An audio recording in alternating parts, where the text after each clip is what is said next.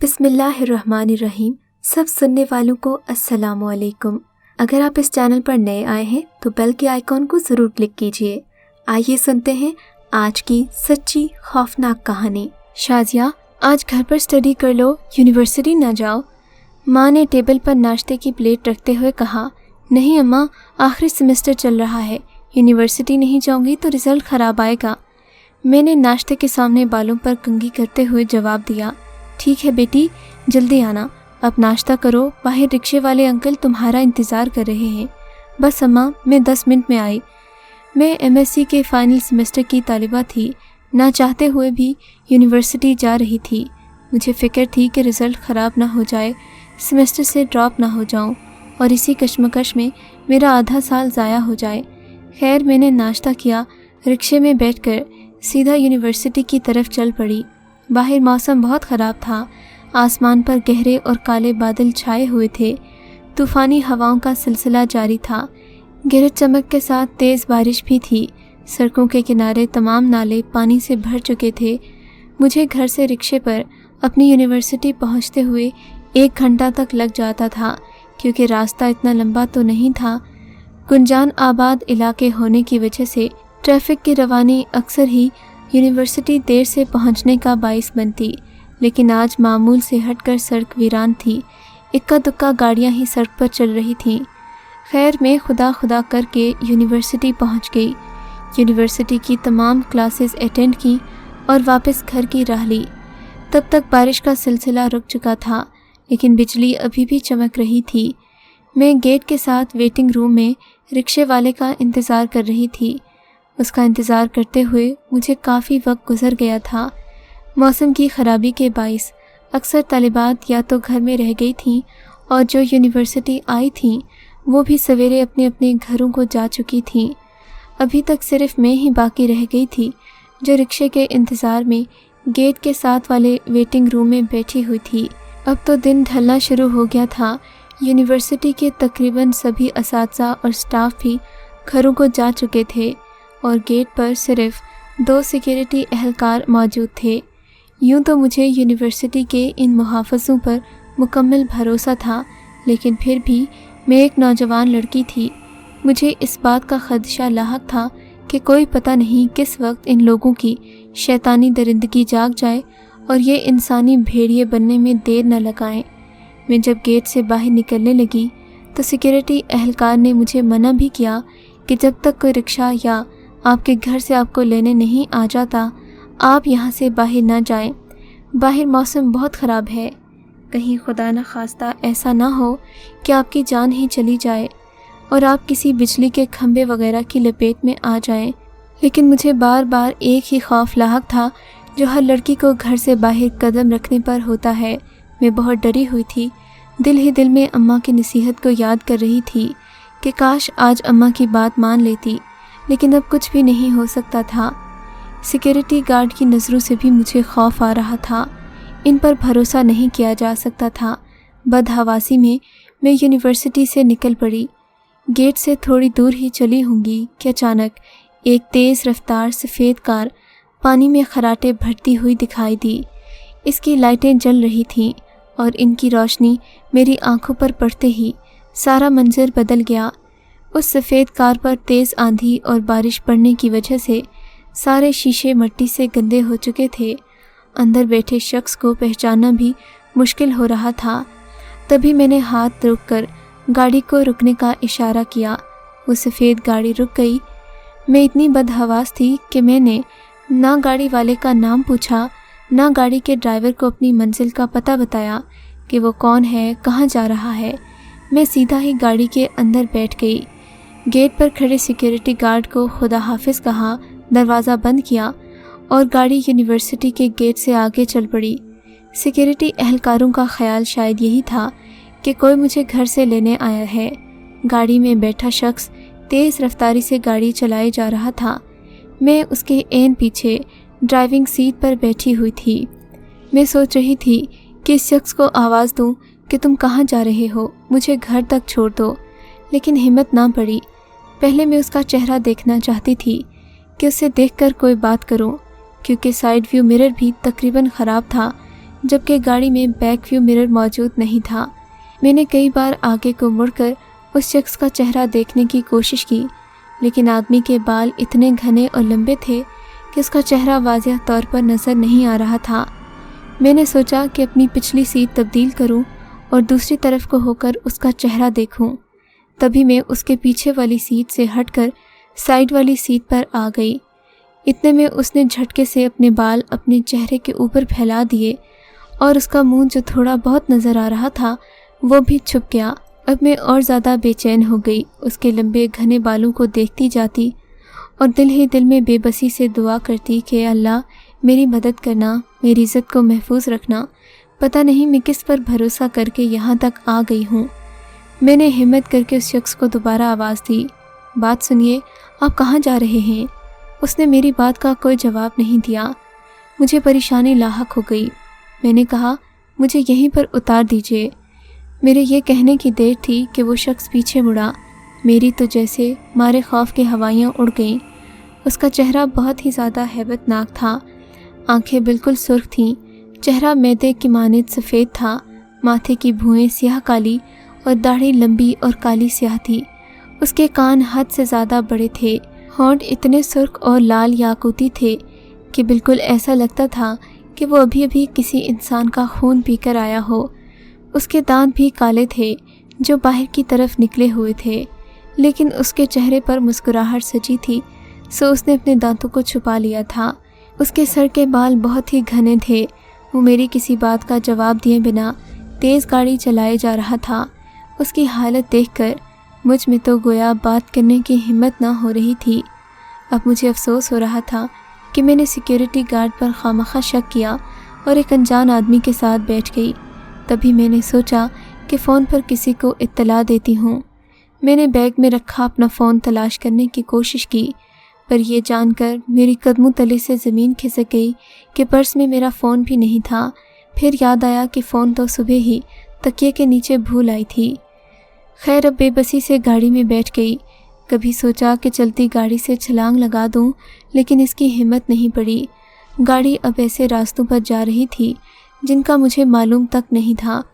मैंने उस शख्स को रोकने की बहुत कोशिश की, लेकिन मेरे तो जैसे हलक में आवाज़ अटक गई थी।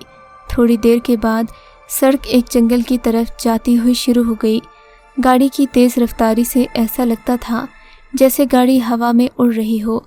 काफ़ी आगे जाकर घना जंगल शुरू हो गया। जंगल के ऐन दरमियान में पहुंचकर कुछ सफ़ेद रंग की रोशनियां नज़र आने लगीं। इन रोशनियों के करीब पहुंचे तो मालूम हुआ कि ये एक बाज़ार था जो काफ़ी गुंजान आबाद था और यहाँ पर काफ़ी ज़्यादा दुकानें भी थीं। ये बाज़ार पत्तों का बना हुआ था। हर दुकान में पत्ते ही पत्ते और सुर्ख रंग की रोशनियाँ लगी हुई थीं, जबकि ये गलियाँ बिल्कुल साफ़ सुथरी थीं। बाज़ार में रश भी नहीं था। दुकानों में जगह जगह कीमती पत्थर और महंगे दामों के कपड़े लटके हुए मालूम होते थे। मैंने बाज़ार से गुज़रते हुए कोशिश की कि दरवाज़ा खोलकर छलांग लगा दूं, लेकिन गाड़ी के दोनों दरवाजे लॉक थे।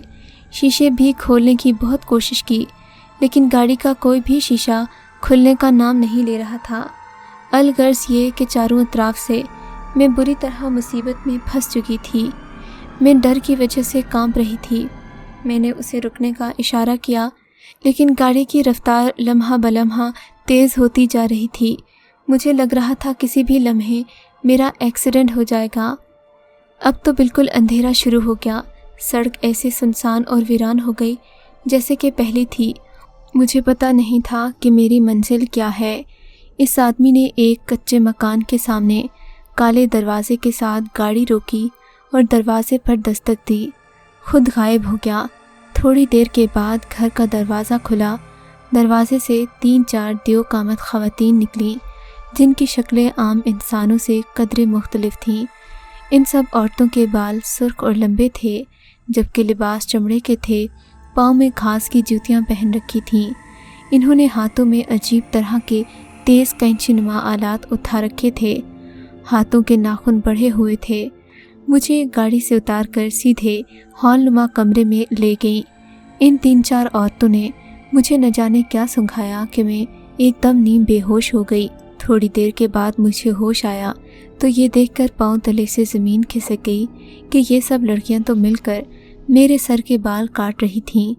मुझे अजीब सी हैरत हुई कि सर के बाल काटकर इन्हें क्या मिलेगा।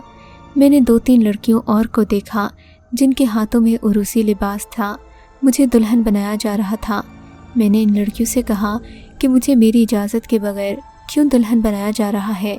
तभी वो बूढ़ी खौफनाक शक्ल वाली औरत मेरे पास आई और कहने लगी, तुम्हारी हिम्मत कैसे हुई? तुम आदमजादी होकर मेरे सामने ज़ुबान चलाओगी? उस औरत का रोब और दबदबा ऐसा था कि मैं उससे और कोई सवाल नहीं कर सकी। उसने मुझे खामोश रहने का इशारा किया। मुझे गुस्ल के लिए सफ़ेद पानी से नहलाया गया और कीमती लिबास पहनाया गया। मैं ये सब कुछ देखकर अजीब कश्मकश का शिकार थी। हालात ने मुझे हवास बाख्ता कर दिया था। मैं बिल्कुल खामोश थी, कुछ भी बोला नहीं जा रहा था। कुछ देर के बाद लोगों का एक बड़ा हुजूम हॉल में दाखिल हुआ। इनके हाथों में ढोल बाजे थे। ये सभी अजीब सी धुन पर रक्स कर रहे थे। मेरा दिल खून के आंसू रो रहा था। मैंने हर एक से अपनी मदद की फरियाद की, लेकिन कोई भी मेरी बात सुनने को तैयार नहीं था। थोड़ी ही देर के बाद एक बुज़ुर्ग भी उस हॉल में दाखिल हुए। उन बुज़ुर्ग का हुलिया देखकर मुझे कुछ तसल्ली हुई। वो कुछ इंसानों जैसे लगते थे। इनके चेहरे पर सफ़ेद रंग की दाढ़ी थी, सर पर अमामा था। इन्हें देखते ही नाच गाना ख़त्म हो गया। उस हॉल में सिर्फ वही मौलाना थे जिनसे किसी बेहतरी की उम्मीद की जा सकती थी, जबकि हॉल में बाकी शुरका का वज़ाक़ता और हुलिया ऐसा था कि मैं देखकर ही खौफ खाती। इन बुज़ुर्गों की नज़र जब मुझ पर पड़ी तो मुझे न जाने क्यों एक पितराना शफ़क़त सी महसूस हुई। इनके हाथ में काले रंग का रजिस्टर था जिस पर चमड़े की जिल्द लगी हुई थी। मौलाना साहिब ने हॉल में मौजूद शुरका को बैठने का इशारा किया। थोड़ी देर के बाद एक औरत जिसका मुंह लट्ठे की तरह सफ़ेद था, एक पत्थर का डब्बा नुमा बक्स मेरे पास लाई। उसमें से कुछ सोने के कंगन और अंगूठियाँ मुझे पहनाई। फिर एक नौजवान लड़का हॉल में दाखिल हुआ जिसकी दाईं जानिब एक औरत थी। उसकी उम्र तकरीबन 100 साल से ज़ायद लगती थी, जबकि बाईं जानिब एक ज़ईफ़ुल उम्र आदमी मौजूद था जो सीधा मौलाना साहिब के सामने बैठ गया।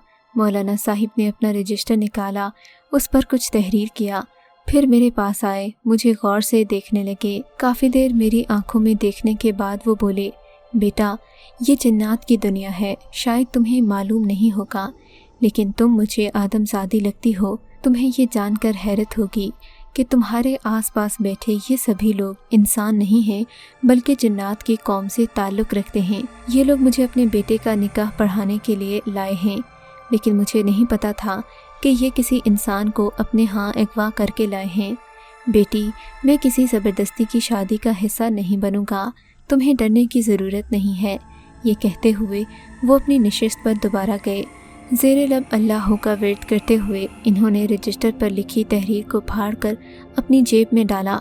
फिर दोबारा मेरे पास आए और बोले, बेटा, तुम जन्नत में फंस गई हो। जो ही मैं अपनी नशिस्त पर वापस जाऊंगा, तुम आयतुल कुर्सी का विर्द शुरू कर देना। मैंने देखा अब हॉल के सभी शुरका की नज़रें मुझ पर और मौलाना साहिब पर थीं। शायद ये लोग भी अब काफ़ी ज़्यादा चौकन्ने हो गए थे, मगर इस सब में इतनी देर नहीं लगी। मौलाना साहिब फ़ौरन ही अपनी नशिस्त पर जाकर बैठ गए। मैंने मौलवी साहिब की बताई हुई आयत पढ़ना शुरू कर दी। मैंने 3 दफ़े आयतुल कुर्सी पढ़ी तो सब कुछ ज़ोर ज़ोर से हिलना शुरू हो गया। तेज़ आंधी और तूफ़ान चलने लगे। मेरे इर्द गिर्द सभी लोग भाग उठे, यहाँ तक कि आखिर में मैं और मौलाना साहिब रह गए। अचानक एक धमाका हुआ। मेरी आंखों के सामने अंधेरा छा गया, लेकिन जब मुझे होश आया, मेरी आंखें खुली। मैं अपने घर के पास खड़ी थी। मेरे सामने वही बुज़ुर्ग सफ़ेद लिबास में खड़े थे। कहने लगे, बेटा, शुक्र करो, तुम्हें नई ज़िंदगी मुबारक हो। ये कहते हुए अचानक वो मेरी आंखों से ओझल हो गए। मैंने आज एक नई दुनिया देखी थी। जन्नत की हैबत मेरे सर पर तारी थी, इसीलिए मुझे सख्त बुखार हो गया। अम्मी जान मुझे डॉक्टर साहिब के पास ले गई। मैं ये देखकर हैरान रह गई कि हस्पताल में वही बुज़ुर्ग मौजूद थे जो मुझे जन्नत की दुनिया से आज़ाद करवा कर लाए थे। मुझे देखते ही वो बाहर आ गए। इन्होंने मेरी अम्मी से कुछ देर गुफ्तगू की, फिर एक पैकेट निकाला जिसमें पानी की एक शीशी, गुलाब की कुछ पत्तियाँ और लीमू मौजूद थे। इन्होंने एक तावीज़ भी दिया। उन सफ़ेद दाढ़ी वाले बुज़ुर्गों ने मेरी माँ को तरीका इस्तेमाल बता दिया। अम्मा मुझे लेकर वापस आ गई। उनकी दी हुई चीज़ें पाबंदी से मुझे इस्तेमाल करवाईं और नमाज़ पढ़ने का पाबंद किया। मैं 1 हफ्ते के अंदर अंदर ठीक हो गई थी। अगरचे मैंने एक नई दुनिया देखी थी, मगर अल्लाह ताला का कलाम इंसान को किसी भी मुसीबत से निकाल सकता है और मुझे भी यकीन है कि अल्लाह के कलाम ने मुझे नई ज़िंदगी बख्शी। इस कहानी को सुनते हुए आपको कैसा लगा और इस कहानी के बारे में आपका क्या ख्याल है, हमें कमेंट्स में ज़रूर बताइएगा।